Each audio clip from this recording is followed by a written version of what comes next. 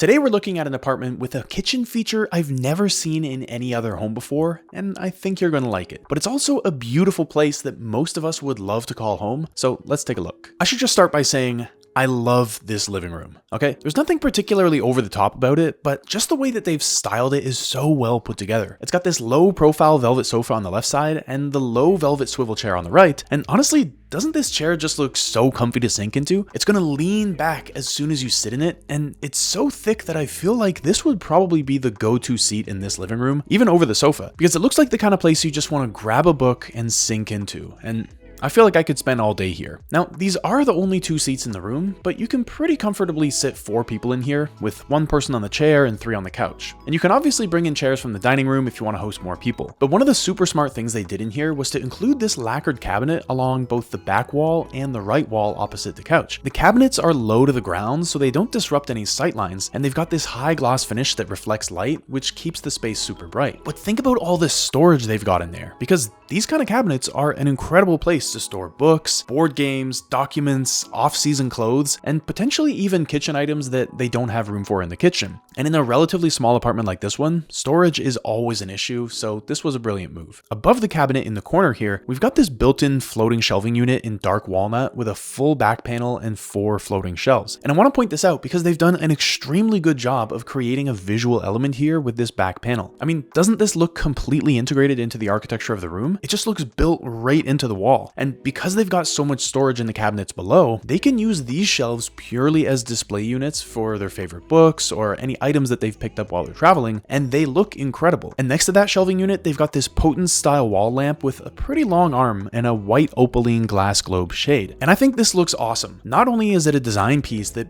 completely satisfies that section of wall, but it's also really functional because you can pivot it toward the wall like it is now, you can swing it over to light the swivel chair, you can angle it toward the coffee table if you're with a group, or you can bring it over the couch if you just want some softer reading light. And I actually used to have 3 very similar potent style wall lamps in my previous apartment, with 2 in the bedroom and 1 in the living room. And I can tell you, not only will your guests be impressed when they come over and see that light, but it's also an incredibly easy way to change the mood of your space. So if you're considering upgrading the lighting in your home, then you should absolutely consider getting a swing arm wall lamp. They're surprisingly affordable and they can make a huge difference to your space. And by the way, these aren't some Pinterest trend that'll go out of style next week. They're called potent style lamps because they're named after the original potence lamp, which was built by the French designer and engineer Jean Prouvé. So Prouvé's version just used a bare bulb and this ultra minimal steel arm, but because it was so unique, it quickly became a symbol of mid-century functionalism. And so this version here modernizes Prouvé's idea a bit by using a globe shade and some softer lines, but the idea is still the same. And speaking of lighting, you can see from this angle that on the ceiling, they've got this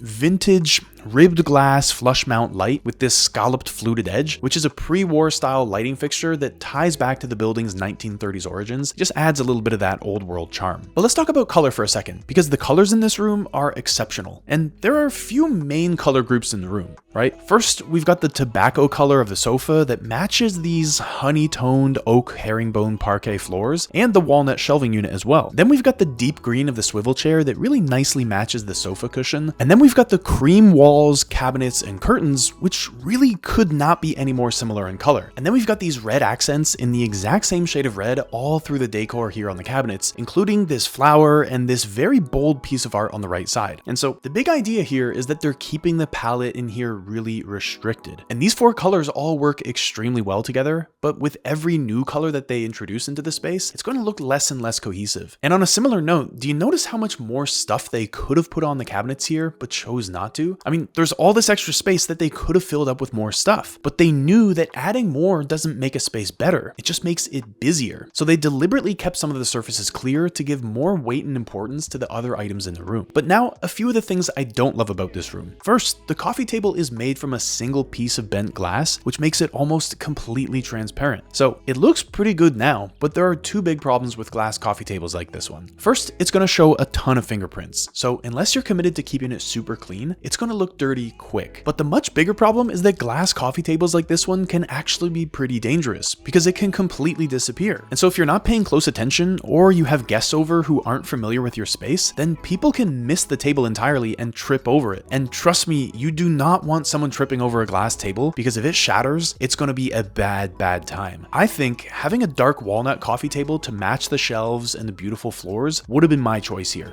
Or at the very least, make sure you always have at least a few things sitting on this coffee table so that you minimize the chances of someone tripping over it. Now, the second thing that a lot of people are going to point out in this room is the prevailing view that a rug should sit under the front legs of every piece of furniture, which would suggest that this rug here is either too small or it just needs to be repositioned to sit under the front legs of the sofa. It's not necessary here, because if the rug was larger in this room, it would look too big and it would hide these beautiful floors. So instead, they're creating their own little micro zone here with the swivel chair and the coffee table, and this is absolutely the right choice. Of course, you do want to keep in mind that shag rugs do require more maintenance than other types of rugs because they trap anything and everything, including dust, food crumbs, and pet hair, and so you can vacuum them, but you also have to lift them up and just shake them out pretty regularly. And so if anyone in your home has allergies, this is not the rug for you. Now, before showing you this flat's very unique kitchen, I want to take you out to the entryway because there's a couple elements in here that I just really love. First, the tile on the floor here is stunning.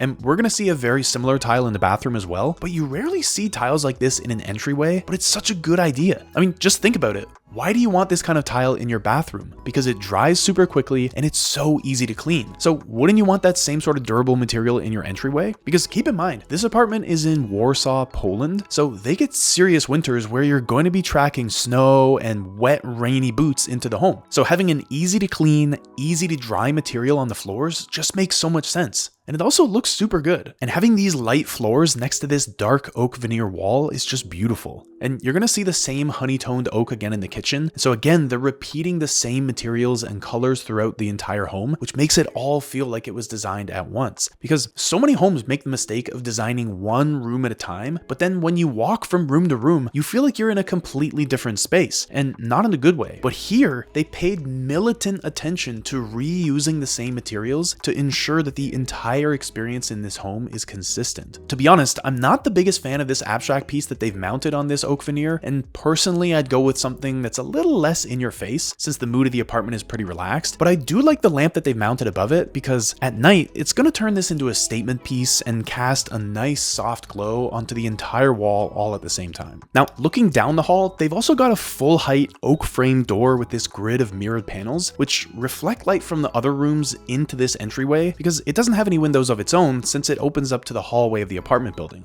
And they've also added a nice touch with this mushroom stool with a subtle pattern on top to just add a touch of playfulness without commanding too much of your attention as you enter the home. So notice how they're using colored accents in the fabric on the stool, the dusty blue on the chest of drawers, and the green and red in the art piece, but the majority of the space are these nice neutrals, the dark oak, the light tile floor, and the cream color of the walls. It's so tasteful and so well done. Alright, now we step into the office where they've got Marcel Breuer's S285 desk, which was a revolutionary desk when it was first designed back in the 30s. Because at that time, steel furniture was considered cold and industrial and not at all fit for the home. But Breuer's idea was that by using a single continuous steel line, he could replace the heavy wooden desks that were way more popular at the time. So this desk wasn't just a desk, it was a demonstration of a new way of building furniture using as little material as possible, and it was a huge success. It's got the black lacquered filing cabinet drawers that are standard on the S285, and it just brings this real vintage charm to the office. And the chair they paired it with is a perfect aesthetic match. But my issue here is that this setup doesn't actually look as functional as I'd like it to be, and there's a couple reasons for that. First, the chair doesn't look that comfortable. I know it's an airport model 037 from the 60s, and it was designed to be comfortable in airport lounges, but it just doesn't cut it for me for hours of work hunched over that desk. So if this were my office, I'd definitely be replacing this with a rolling office chair. And I'd also want to move those filing cabinet drawers out from under the desk. Now, depending on whether this is an original or a replica S285 desk, those may not be movable, but if they are, I'd put them on the right side of the desk where they've got a bit of space there, because otherwise you're forced into sitting on the right half of the desk and leaving the left half mostly empty. And of course, if you've got a rolling office chair, then you really don't want a rug like this next to you, so I would just remove that entirely. In my view, it's just a mistake to cover up these beautiful floors anyway. But the other thing is that even though this desk is beautiful, it's too small. I don't know what kind of work this person is doing there, maybe just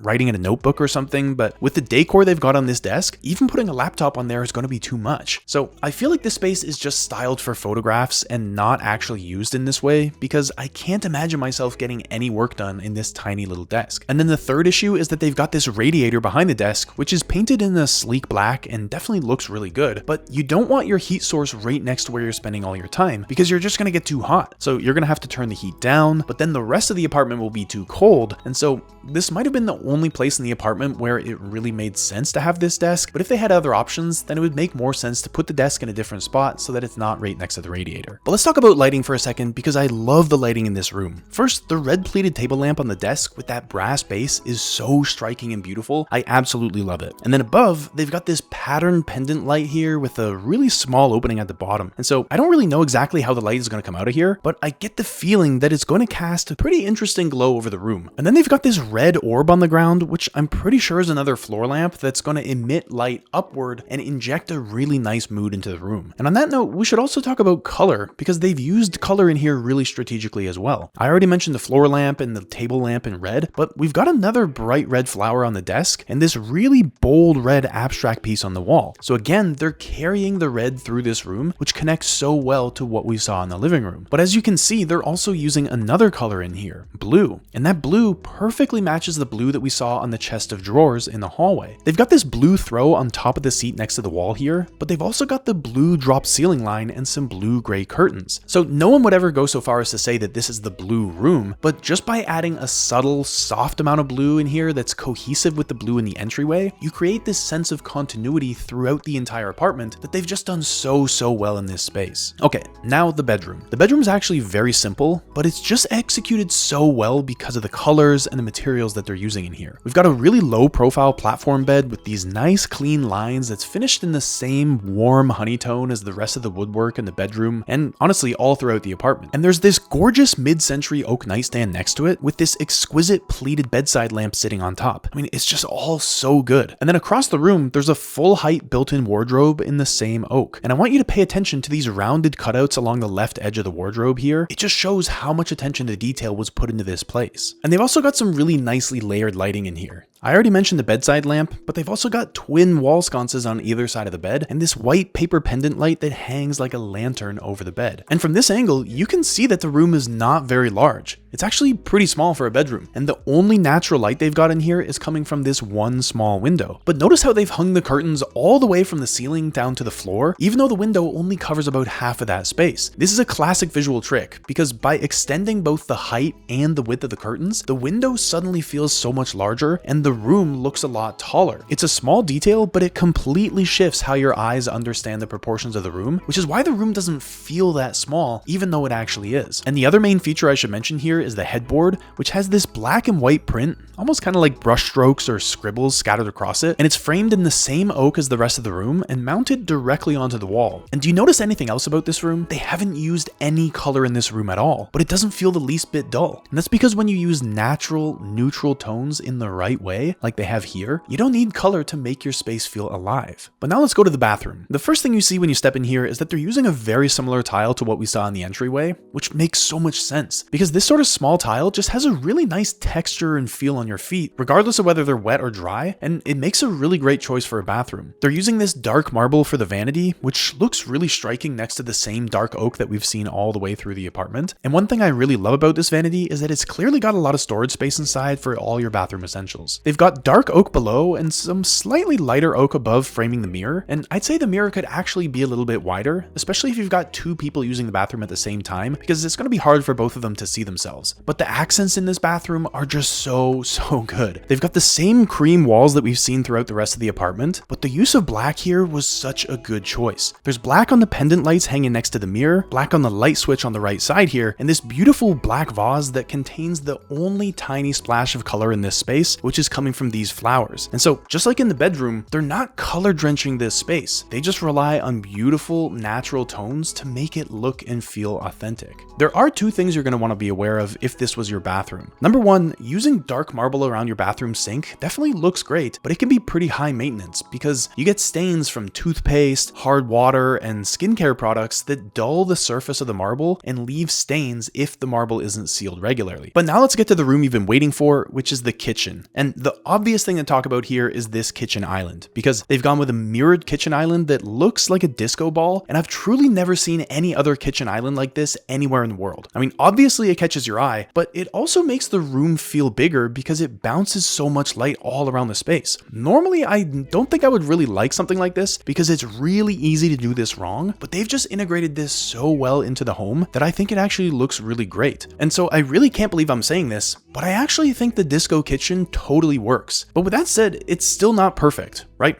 For example, the island is actually really narrow. It might be the most narrow kitchen island that I've ever seen, because as far as I can tell, it only seems to be around half a meter wide, or 18 inches, maximum 22 or 24 inches, which is a really interesting choice when they could have easily extended it by another foot. So I just don't quite get the logic on that. Plus, you've got to keep these mirrors really clean, because mirrored surfaces show every fingerprint and smudge, which means that anything that splashes on there is going to show up immediately. So you'll need to pay way more attention to keeping this island clean than you would if it was made from wood or natural stone. Now, all the appliances are hidden behind these oak doors, and so the oven is visible here, but the refrigerator and all the storage is hidden behind in a pretty unique and thoughtful way. And by the way, those flat oak cabinets are another classic mid-century move, and you see them in mid-century kitchens everywhere. Now, they've also got a pretty good amount of display space in the kitchen, but again, this is not going to be for your everyday items. It's not where you put your glasses and your plates, because those are going to be hidden away in the cupboards, and I'm sure that there's some storage in the island as well. Instead, this is just for display to make the place look extra good. But as good as this kitchen does look, there are a few more issues. First, they're using the same white walls in here that they do throughout the rest of the flat, but they've only got a really small backsplash that basically doesn't protect anything. And that combination is a big mistake in this kitchen because you can't see it super well, but the kettle here is sitting on top of the stovetop. And so if you're cooking anything that splashes whatsoever, it's going to immediately get onto those cream walls. So they're not going to look very good for very long. And so that's definitely a mistake in my view. The second mistake is having these display shelves so close to the stovetop, because even something like this piece of art, which is immediately above the stove, even if visible food is not splashing onto it, you are going to get oil and grease and just the smells that come off of the stovetop from regular cooking. They're going to get absorbed by that piece of art and any other item up there. It does look nice, but it's not nearly as practical as you would expect. And this isn't necessarily a mistake, but just something to be aware of, because just like I said in the bathroom, dark marble stains pretty easily, and they're using it again here for the countertops. And in the kitchen, dark marble is especially vulnerable to stains from lemon juice, vinegar, red wine, or anything else that's highly acidic. But it also tends to just show water spots. And I've had this on a black marble table before, and I promise you, those white rings and white spots on there are not a good look. So you really need to be careful about what you place on these countertops and how you interact with them to make sure that they continue looking good for years to come. Now, I also want to point out the lighting in here because it's been done super well. They've got track lighting on the ceiling with every bulb pointed at a different spot to make sure that the entire kitchen is well lit, but they've also got a really nice pendant hanging over the island here, and that was a very smart addition. Okay, so now as we move to the dining room, I think you have a pretty good understanding of the setup of this apartment now. The living room is just in front of us here, we're looking at the dining room, behind it is the kitchen, and just to the left is the entryway. And so the only rooms that aren't visible in this frame are the office, the bedroom, and the bathroom, all of which were pretty small. So this is not a large apartment at all, but they make it feel so much bigger because of all the smart design decisions. Now here we've got a matte black pedestal table and 4 of the same airport model 37 chairs, just like the one we saw in the office. And the chrome finish on the base of those chairs matches really well with the mirrored kitchen island, but it also provides a nice contrast to all the natural materials throughout the room. But one thing I really want to point out here is the perfect match in the colors between the art piece on the shelf in the kitchen and the chest of drawers in the entryway. This was not a coincidence. As I've been pointing out again and again, the designers have painstakingly matched colors all throughout this home, which gives it such a beautiful feeling of continuity that you may not notice the first time you step in here, but you definitely do the more time you spend in this place. For example, think back to the living room, where they match the exact same shade of red again and again and again all throughout the decor. That was no coincidence. That was definitely deliberate design. And the same goes for a ton of other elements throughout the space as well. The curtains in the living room and kitchen are the exact same as the curtains in the bedroom. And I already told you that the chairs used in the dining room here are the exact same as the chair in the office. And this beautiful opaline glass pendant that's hanging over the dining table is a perfect match with the potent style wall lamp in the living room. And it's these synchronicities that are one of the hallmarks of great design. If you've ever been in a hotel or some other kind of space that really makes you feel good, odds are it's because they've dialed in the design down to this level where you may not notice it consciously, but you subconsciously recognize all the patterns and how the entire space works so seamlessly together. But what can we learn from this home? First,